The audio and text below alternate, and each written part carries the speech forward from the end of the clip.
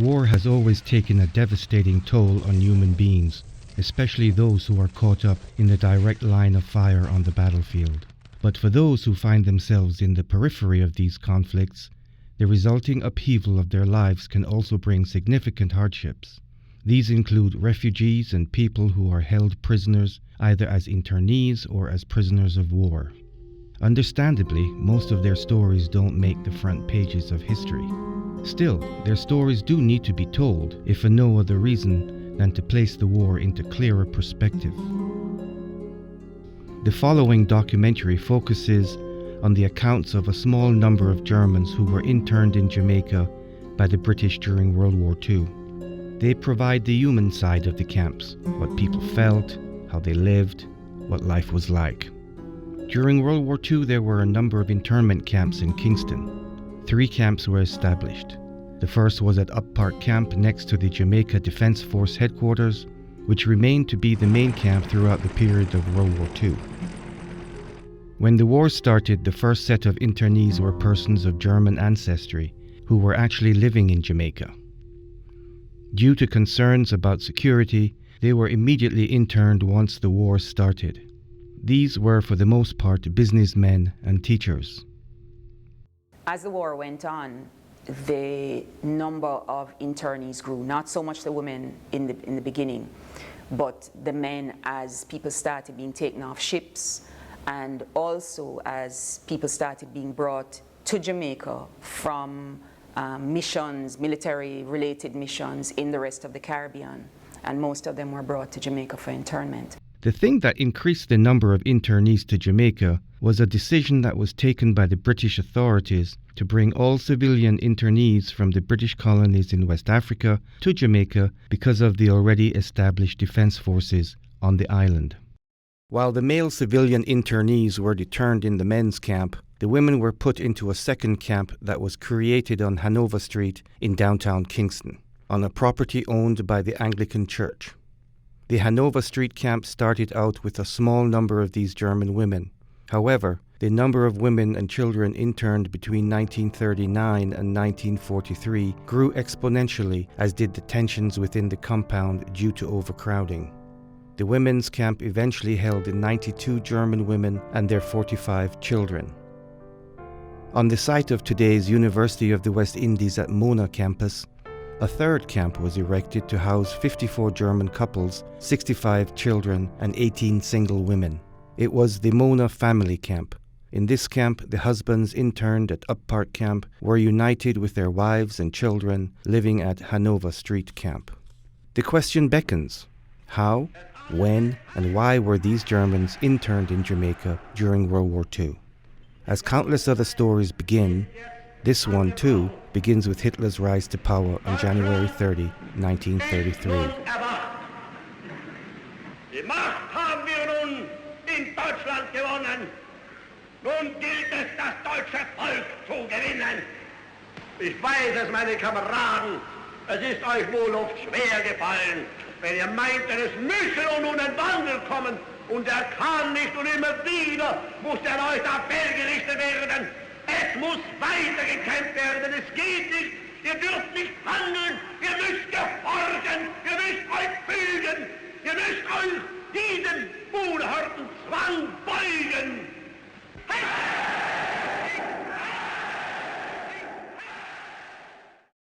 By October 1933, the prominent Dr. Paul Maximilian von der Pochten of Hamburg, listening to the world's irate commentaries towards Hitler's actions, realized the unavoidable. He turns to his 15-year-old son Arnold and lets him know that he will not be going to fight for the Nazis and that he will be leaving for Jamaica that very same day to live with his brother Gerhard, who had already been living in Jamaica for a short while. Then on the 14th of October 1933, saying that he was leaving the League of Nations, that he was rearming the Rhineland. At that time, Germany didn't have one machine gun, not one cannon, not one warship, not one warplane. My father said, "War, you're not going to fight for those bastards, you get out today." 2 o'clock that afternoon, I was in a train into London and to my father's uncle in London.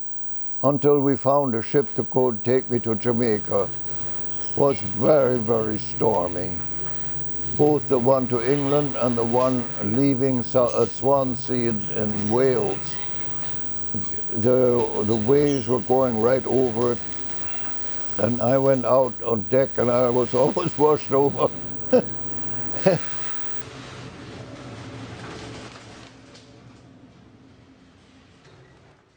Upon arrival in Kingston on November 15, 1933, Arnold settles into his new home with his brother Gerhard, and from 1933 until the outbreak of World War II in 1939, Arnold works various jobs. As a watchman at the Continental Club, refrigerator repairman, civil servant for the Jamaica Public Service, and eventually opens his own neon shop on March 1, 1939.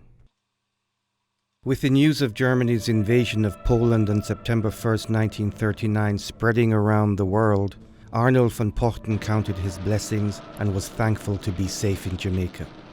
Nevertheless, how surprised he was to find himself in a despondent situation, even though he had fled to Jamaica to avoid the German war machine and onslaught on its neighbours. I am speaking to you from the Cabinet Room at 10 Downing Street.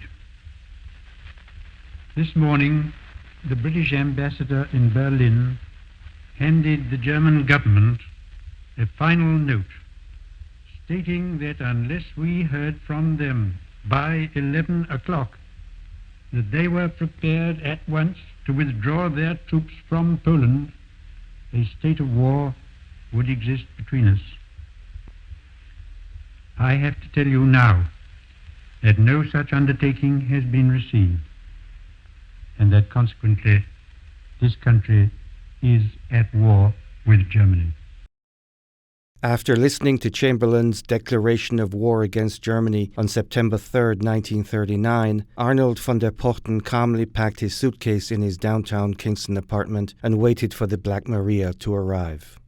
At 7 a.m. that very same morning, he was arrested, and by 5 p.m. Arnold and 22 others were shoved into a van that was far too small for so many people. They were brought to Up Park Camp and were locked up in the prison stockade within the camp compound. We had to count off numbers from 1 to 22, and I was number 10. My brother was number 9. And told us that we must remember, because that is going to be our name in the future. Arnold's life in the stockade at Up Park Camp lasted exactly 73 days. Life in the camp was not unbearable except for the lack of movement and freedom. On the first day of their internment, the 22 Germans formed two groups in the camp, a Nazi group and a Jew group, to which Arnold belonged. Neither group fraternized with one another as they carved out their separate space in the camp. Sharing a little room with his brother, Arnold volunteered to be the camp cook. Food rations were meager. Visitors and friends were allowed to bring the internees food and clothing, and for the most part, the internees had a good rapport with the guards. After a few days in the stockade, his brother was released and resumed his normal life. All other local internees, among them Arnold, would eventually be interrogated by a local board of review, headed by a British official and 3 prominent Jamaican members. One of these Jamaicans was Mr. Norman Manley, said to be the most prominent defense barrister in the British Empire. A few days after the hearings, all but 3 local internees were released on November 15, 1939. Exactly on the 6th anniversary of Arnold's first landing in Jamaica. In den Morgenstunden des 9. April landeten zum Schutze der norwegischen und dänischen Neutralität in zahlreichen Häfen Norwegens und Dänemarks deutsche Truppen. Eine in der Seekriegsgeschichte beispiellose Leistung. An Bord eines der Transportschiffe. After the German invasion of Denmark and Norway in April of 1940, Arnold was once again interned.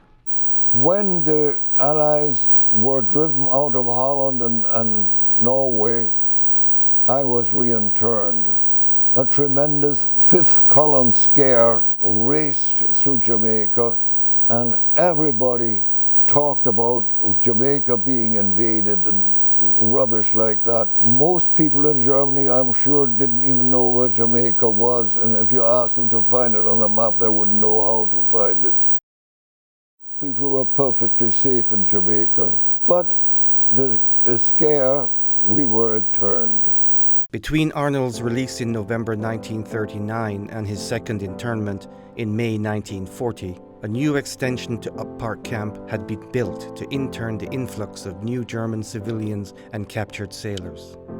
The major group, perhaps, of persons at Up Park Camp, though, were not civilians. They were taken in various military missions. One quite significant group of them was 220 who came to Jamaica from Curacao in May 1940. There had been an effort to capture the oil refinery in Curacao, and the British went down, and a number of Germans were captured. And another 257 of them captured on the high seas. By December 1940, there were quite a number of what they called enemy merchant seamen, for the most part, of German extraction at this camp. The number in the camp actually rose to over 1,000 at one point during the war.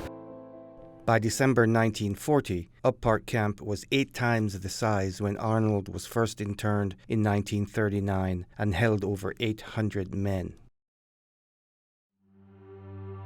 Internment camp consisted of numerous 50 feet long by 20 feet wide wooden huts on creosoted wooden supports standing side by side about 20 feet apart. The entire camp was surrounded by 2 10 feet high barbed wire fences. Guards with fixed bayonets walked the 4 corners. At each of the 4 corners there was a 20 feet high tower manned by a guard with a submachine gun. Besides the regular chores such as cleaning the huts, the shower and toilet facilities, life in the camp was tedious and ordered, and sometimes dangerous. Deadly fights between the interned communists and the fascists would break out. It was the Nazis we were afraid of, and with some right. First of all, they had written our names on the beams in the neighboring hut from where we were going to hang as a victory celebration. They had 4 men in the camp whom they called communists. They were not Nazis, but they didn't want to go to the Jew group either. So 2 of them were beaten so badly that they died from their injuries, and 2 recovered and joined our group. That night was the most frightening. As a result of these clashes between Nazi and communists, the more violent Nazis among the German internees were segregated and their flags and swastikas and pictures of the Führer removed from the camp. What followed was a marked improvement in discipline within the camp.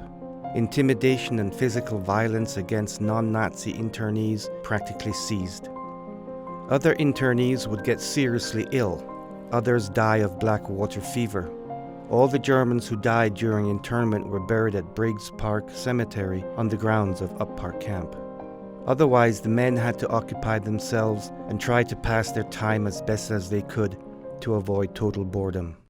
Most men were involved with growing vegetables, participating in sporting activities such as football and gymnastics on the recreation ground. Access to a 4,000-book library encouraged academic activities. Some helped with the construction of a new administration building inside the camp. Others labored as gardeners and cooks, and a few would occupy themselves building toys and miniature sailboats. Arnold kept himself busy learning Italian, making furniture, and a fully functional weaving loom, producing blankets for others in the camp. During the 529 days of internment at Up Park Camp, Arnold had constantly petitioned his release. He was finally discharged on October 28, 1941, and resumed his normal life once again. He married, became a well-known and respected businessman in the island. Whereas the men were interned at Up Park Camp, the German women and children, whether Jewish, Christian, naturalized British, were brought to the Hanover Street Camp. Conditions at the Hanover Street Camp were deplorable. Rumors started that the women in the Hanover Street Camp were being ill-treated. The internment camp in Hanover Street. First of all, Hanover Street, the name alone is insulting because it was the whorehouse district. Then there was a high wall around that thing, so there was no breeze, and it was the hottest part in Kingston. The space was so small that my sister-in-law got, her room was the broom closet underneath the staircase. Then black soldiers were left inside the camp with their guns, and there was no privacy for the women. There was no way they could undress in privacy. The black soldiers were always there, and the babies were up to 3 years old, and it was so cramped. The Swiss consul visited that camp, and he apparently was shocked. And the next thing, a speech from Hitler threatened that he would treat British women the way German women were treated in Jamaica unless there were change. Well, change came very quickly. But all this after 10% of the women, that's 6 women, had committed suicide. While the British had been complaining about the treatment of the British women and children held at Liebenau camp in Germany, German authorities through the Swiss legation in Berlin made it clear that conditions at the Liebenau camp would be allowed to deteriorate in a process of equalization, and that no real improvement would take place in conditions at Liebenau until the interned German women and children at Hanover Street camp were afforded better living conditions. Change came quickly. A deaconess of the Anglican Church was put in charge, a second building erected, doubling the size of the camp. Cameroon had been a German colony prior to World War I, but after losing the war, Germany was forced to give up all its colonies. A part of Cameroon was then incorporated into the British colonial empire. The other part went to France. Following World War I, the British invited German firms to once again own and operate various plantations in Cameroon, seeing it as a win-win situation for both sides.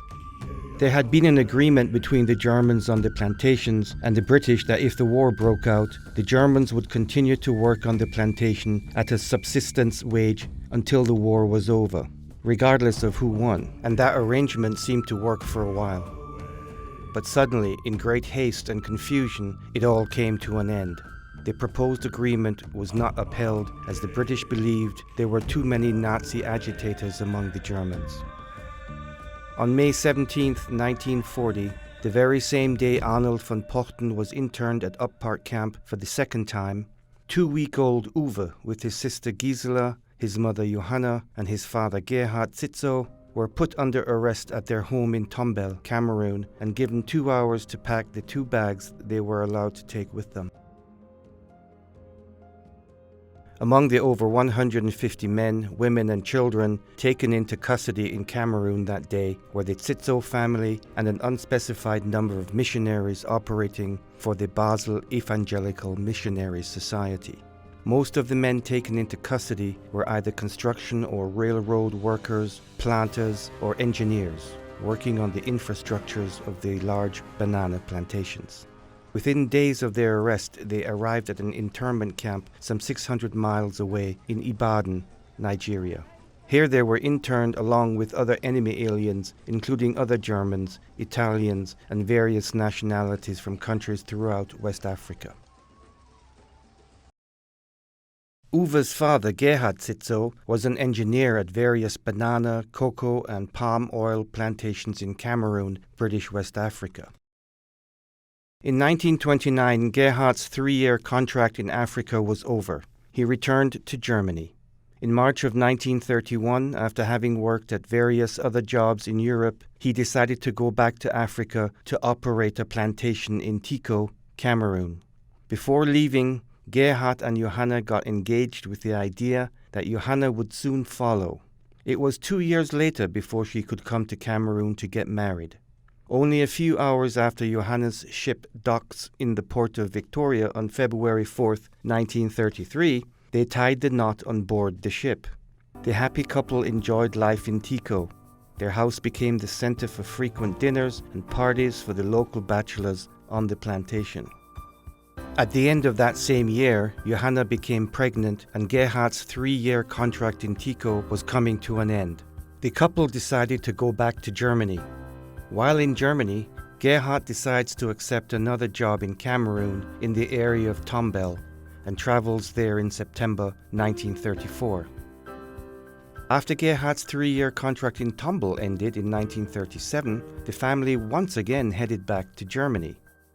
Gerhard and Johanna decided to return yet again to tumble in 1938 for another 3-year contract, a contract he never was able to fulfill before being interned. Henrich Blankenmaier was a very patriotic German. Even during his time as a university student, he participated in military exercises which were forbidden under the Versailles Treaty. He joined the Nazi Party in 1930 when he switched his allegiance from the right-wing nationalistic Erhard Brigade to the NSDAP. Only after his internment in Jamaica and upon his return to Germany in 1946 did he change his political outlook. I think he really saw what Nazi reign did to Germany. He came back 1946 and saw the land is destroyed. He could see, and I think he believed it, which not all Germans did, what was done to the Jews. He could hear, because from rural land, what was done to the Russian prisoners of war. And my father was a man who was serious about historic facts. And I think he got the solution. The reign of the Nazis was bad. Bad for Germany, bad for people from other countries. And so it was no longer his sense of mind.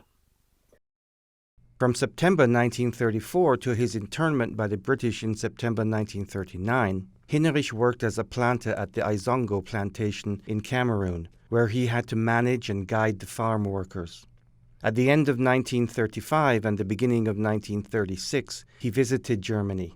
At this time, all eligible men had to sign up for military duty, at least go through a rigorous physical and health test to see if they could serve the Reich as a soldier. And my father, even being older, had to do that test. Of course, he was fit, but the commission said, we don't take you as a soldier in Germany, go back to Africa.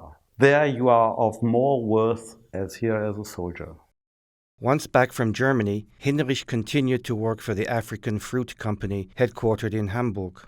He was busy overseeing the planting factories for cocoa, plant oils and bananas and managing over 1,000 acres of new planting installations, all while enjoying life, hunting and spending time with other Germans working on the plantation. His life changed on June 19, 1940 in Victoria, when the British took him into custody. 4 days later, he was sent to the same internment camp in Ibadan as the Tsitso family were sent a month before him. By this time, the British had rounded up all 334 German enemy aliens in West Africa and interned them at the internment camp in Ibadan.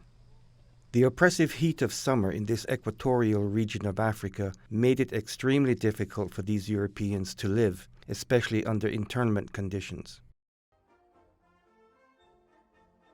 Although Operation Neuland, the German Navy's code name for the extension of unrestricted submarine warfare into the Caribbean Sea during World War II, was not yet underway, German submarines had been crisscrossing the Atlantic, causing major interruptions to British supply routes.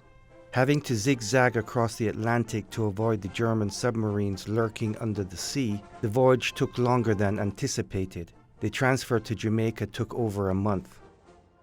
The internees on board had to perform daily rescue drills, learn how to wear life vests and deploy the lifeboats. When there was an actual concern that a U-boat in the area was pursuing the ship, the captain ordered all interns to be locked up in their cabins. And I remember how they put us on the ship. We were on that ship for 1 month, and Mother told us that they had German U-boats following that ship, not knowing that they had German prisoners of war on that ship. Then at night, they would lock us up in the cabin. We would have been shot at, we would drown like rats. After the grueling 4,700-mile journey, their ship, the Penland, eventually sailed safely into Kingston Harbour on December 3, 1940. Upon arrival, Gerhard Tsitso and all the men were sent to Up Park Camp, the same military compound Arnold was still interned at. All the women and children, including Johanna Tsitso, her daughter Gisela, and her 6-month-old son Uwe, were sent to downtown Kingston to the Hanover Street Camp, at which they would live for the next 3 years. The women and the men could really not correspond with one another for a long time. And it was maybe about a month later that the men were able to visit the women in the women's camp and see them for a very short time, like a Sunday afternoon. And that exchange began about every month. Maybe the women were able to go to the men's camp once a month, and then the men to the women's camp maybe once a month. When we lived in the women's camp, fathers only allowed to come once a month for a visit, and they were never allowed to go indoors because they don't want any hocus pocus going on, So every time father would come over and leave, I would cry because I had to wait another 4 weeks before he came over. Initially, the camp was enclosed with barbed wire. Some of the women complained about being exposed to the rest of the world and demanded more privacy. The resulting installation of the corrugated fence brought a lot of consternation among the rest of the women, who felt the enclosed fence made them feel locked up and imprisoned. And women could go to the downtown or leave the compound to go to a dentist for a dentist appointment or to get their teeth, something work done on teeth. And maybe if they needed some medical attention, they could also leave the compound to see a doctor. They weren't completely confined. And I think they may even have been able to go do a little shopping while they were there.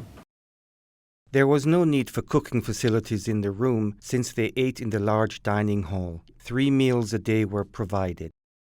The camp was not more than a few hundred yards distance from the YWCA to which the children were sent to school.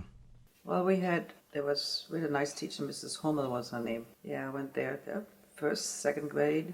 That was just a room that maybe there was 10 of us. That's it, all in the same class. But it was a nice area there, very pretty with trees and meadows. It's very pretty. Arnold had already been interned at Uppark Camp for 7 months before Uwe's father Gerhard and Henrich Blankenmaier, as well as Mr. Schober and all the other men from West Africa, entered the camp. They were to share the camp for another 11 months, after which in October 1941, Arnold was set free. All other internees were held until 1945 and in some cases till 1946.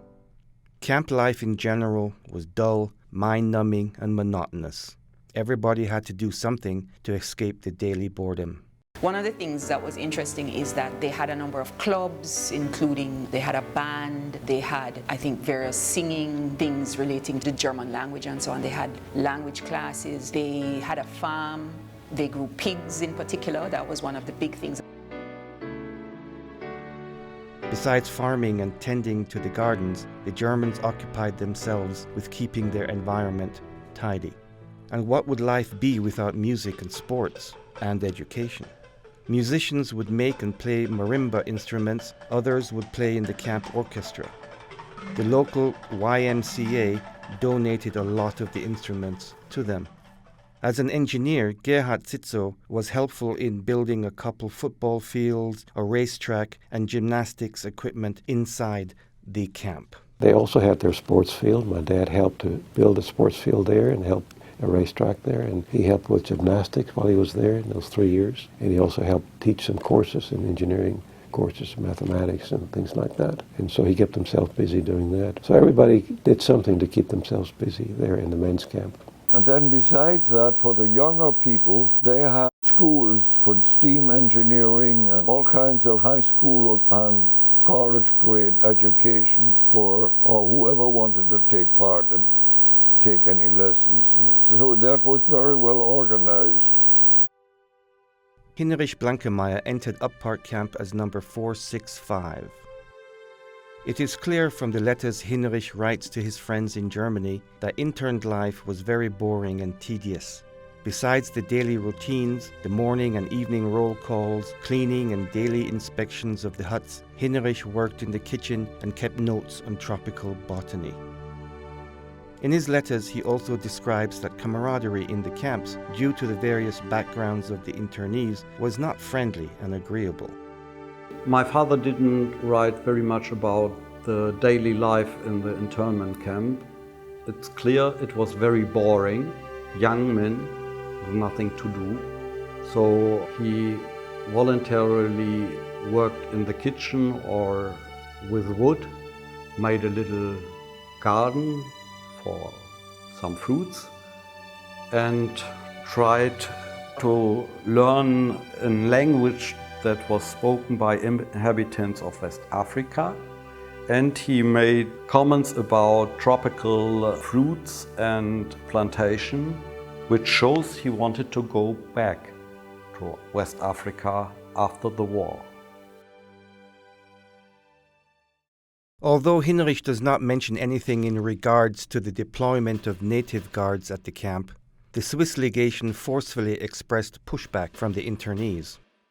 I don't know, because my father didn't tell about this. People from Jamaica were used to guard the Germans in the internment camp.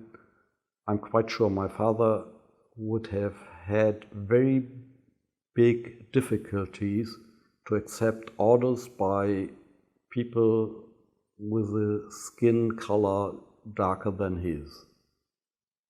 The British Foreign Office found a solution to the problem by rotating British and Canadian guards in the camp, while stationing native guards mostly at night. My dad joined the Kingston Infantry Volunteers. It became island-wide as the Jamaica Infantry Volunteers. They needed a lot more men. The war had progressed, so eventually my dad rose in rank and he was assigned to the Mona's men's camp. He mentioned that because of his skin color, he's a little bit darker than myself, that he had to guard the prisoners at night. So he would go on duty from 6 p.m. to 6 a.m. And then in the morning time, they brought on the lighter skinned soldiers. My dad guarded mostly at the front gate, so I'm not sure if he had a lot of interaction with the prisoners. And at night, so I figured they were mostly sleeping at that time. Lights out was probably around 10 o'clock. So he probably did not have that much interaction with the prisoners. Ha! They lived like kings. They lived like kings. Anything they wanted, they got. We had 4 corner posts with Lewis guns. We had live ammunition. Lewis guns, and about every 50 feet around the perimeter there was a post. About every 15 or 20 minutes, the ground crew in the perimeter, you'd shift posts. I recall a fellow by the name of Murray. He was on the tower one day and he let loose with the Lewis gun at the German swastika flag that had been put up. The flag would never went back up, and he got confined to barracks or detention for firing at the flag. Mr. Shoba was interned by the British in Buea, Cameroon in 1940. We do not know what he did in Africa, but he found himself along with his family, Henrich Blankenmaier and the Tsitzos on the Penland heading out to Jamaica. He was interned at Up Park Camp, his wife and son Hubertus at Hanover Street Camp. At Up Park Camp he worked in the canteen and kept himself occupied, as so many others, with gardening and woodworking and studying Arabic. Mein Vater war ja so quasi etwas beschäftigt durch seine Tätigkeit da bei der Kantine. Viele Erwachsene hatten also nichts zu tun und da waren sie natürlich sehr findig. Die haben Gärten angelegt, sie haben eine kleine Schreinerei aufgebaut. Da war auch mein Vater. Ich habe heute noch einen kleinen Kinderschemel, den mein Vater gebaut und rot angemalt hat, und einen Tisch dazu. Den hat er also selbst gebaut, haben wir noch mitgenommen, den habe ich heute noch hier im Haus im Keller stehen, den kleinen roten Schemel. My father mentioned one thing. He said we got English newspapers or films, propaganda, and there was the headline, British soldiers are tired of killing Germans. And the place was Greece, and the Germans got the victory. It was propaganda. They could see that it was propaganda and never trusted the British newspaper anymore. So they didn't realize to the end of the war really what was reality. And they had a paper which was full of vitriol against the British, and always reporting German victories, even after the Germans no longer had victories. And I think the sea warfare, with the victories they proclaimed, they were pure fictitious. In fact, the sea warfare victories the Germans claimed were not that fictitious at the time. Germany considered the U-boat war in the Caribbean highly successful by virtue of the large number of British and American ships sunk. Aiding the Germans in their sea war, a German living in Jamaica by the name of Dieters, who was elected as the unofficial German consul to represent the interests of the interned Nazis at Up Park Camp before his early release, might have played a role in Germany's initial success.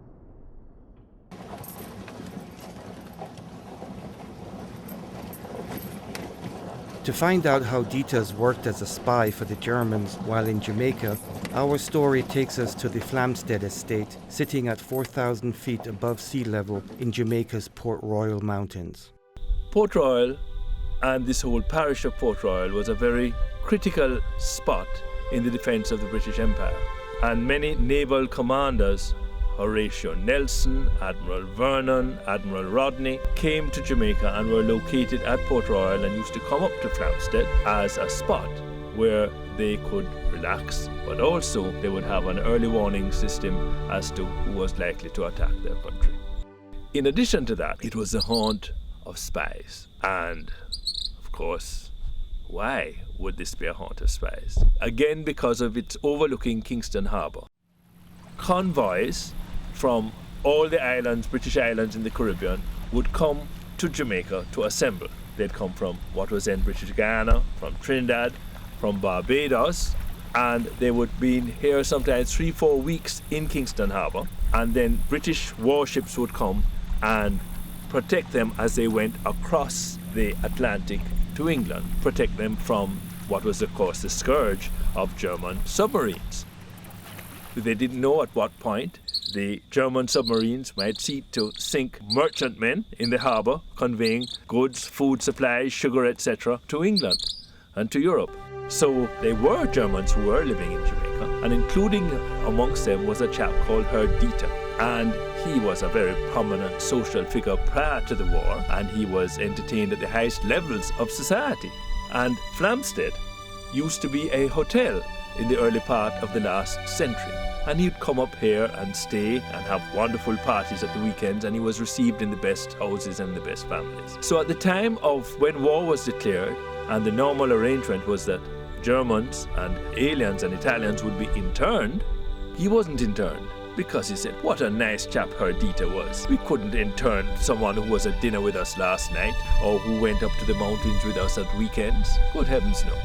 But eventually, the pressures came and he was interned, and he was locked up in Up Park Camp, which is a military establishment. Eventually, he was exchanged for a high-ranking British officer who was a prisoner of war in Germany. So clearly he was of some rank and occasion. After the war, very interesting thing happened. They were going through, a British intelligence officer was staying up here by chance, and was going through the guest book of those who had signed and picked up Dieter's name, and it struck a chord. So he asked the hotel owner, what on earth was the story of this gentleman? And he seemed to be a very regular visitor.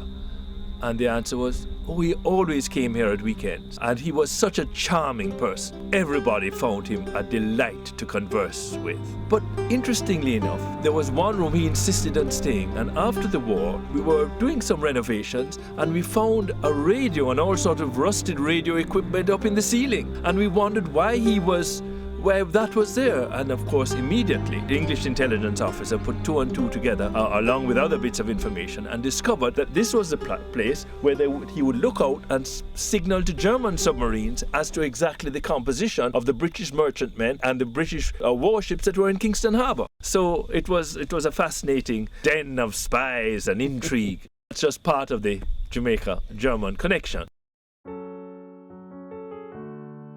Despite continued protests by the internees and the Swiss legation, it took 3 long years before husbands living in Up Park Camp were united with their wives and children and could finally live together as a family again. On the grounds of today's University of the West Indies, a camp had been built to house roughly 1,000 evacuees and refugees from Gibraltar.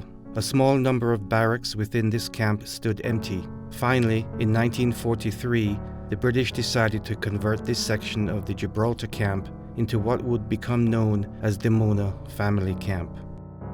The group of German internees that occupied this low-security camp consisted of about 54 married couples, 45 children, and 18 single women.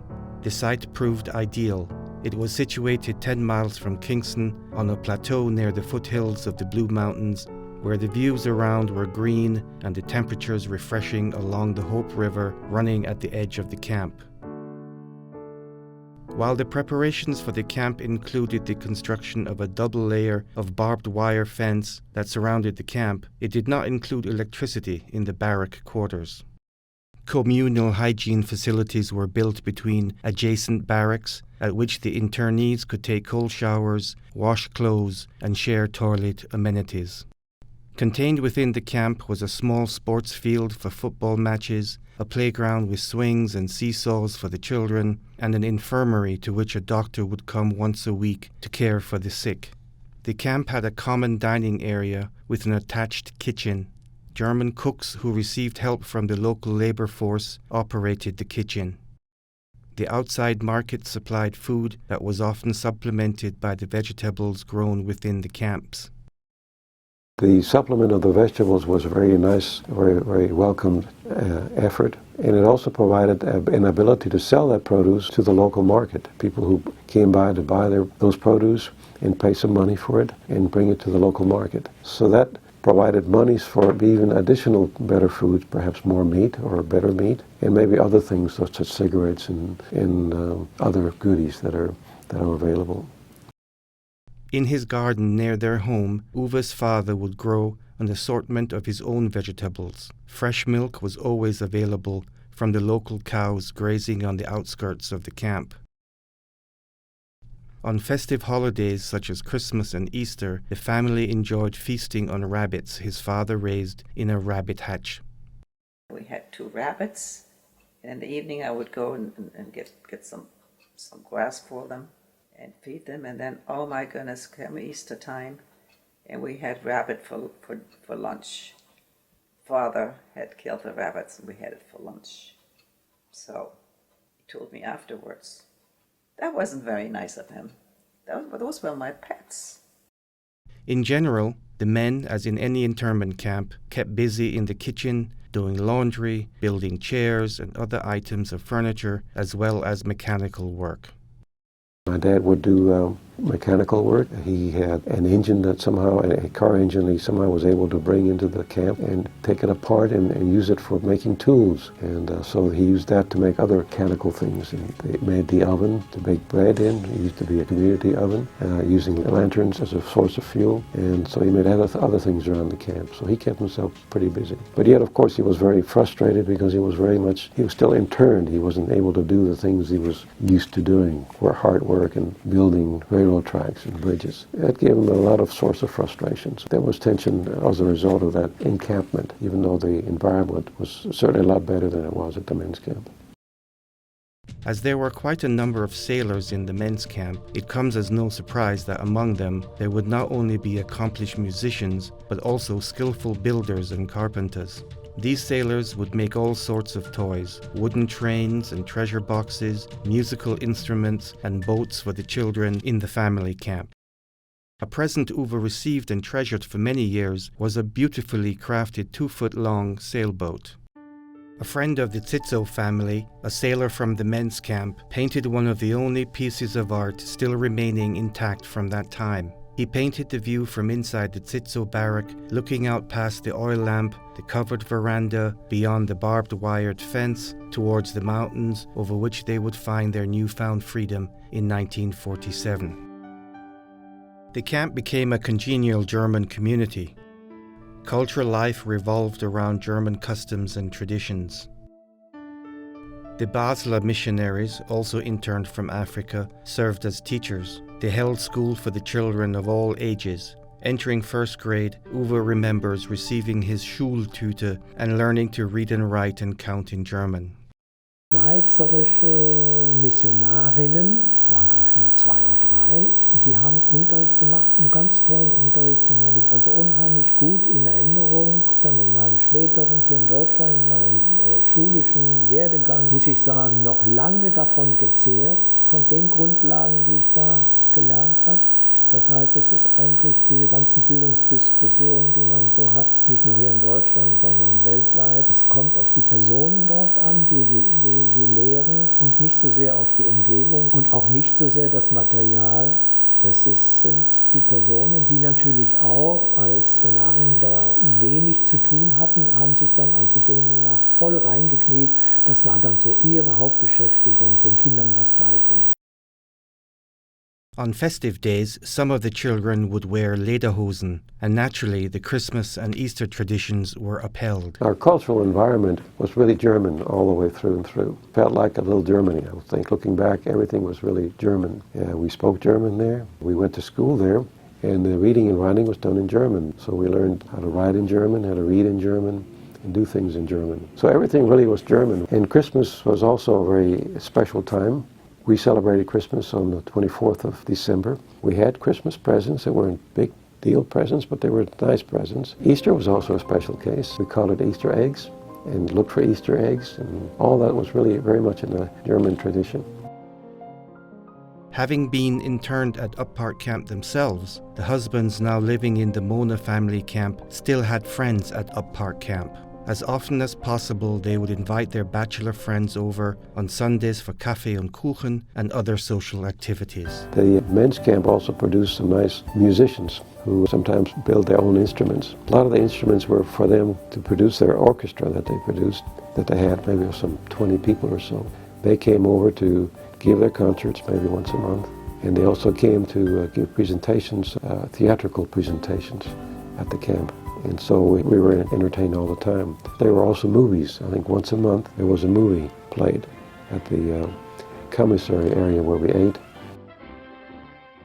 For the adults, the camp was no resort. They were worried as letters with news about their family members and friends in Germany and packages from Germany would arrive less frequently or not at all. They were understandably very concerned.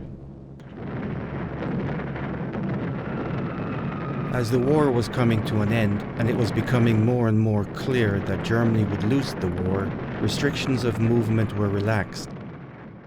At least once a month, the families were allowed to go on excursions, either into the Blue Mountains or even to the beach, as well as bathe in the cool waters of the Hope River adjacent to the camp. But in all, it came out to be a very fortunate thing for us, because can you imagine, had we been in Germany, the devastation and the danger we would have faced had things changed just slightly. So I think we were very fortunate being so safe in that country and really treated so well too. Die Vergrößerung von Frauen im Frauenlager, nicht von eben dem Bild, Ja. Nee, das ist die Frage. Nein. Nee, das wäre was anderes. Aber mit Schlips. Ja. Und hier ist er. Da sind wir zur Familie gekommen. Der erste Tag in Familien. Ach, in Familien. Aber richtig fein, immer angezogen mit Fliege. Ja. Pflege? Ja.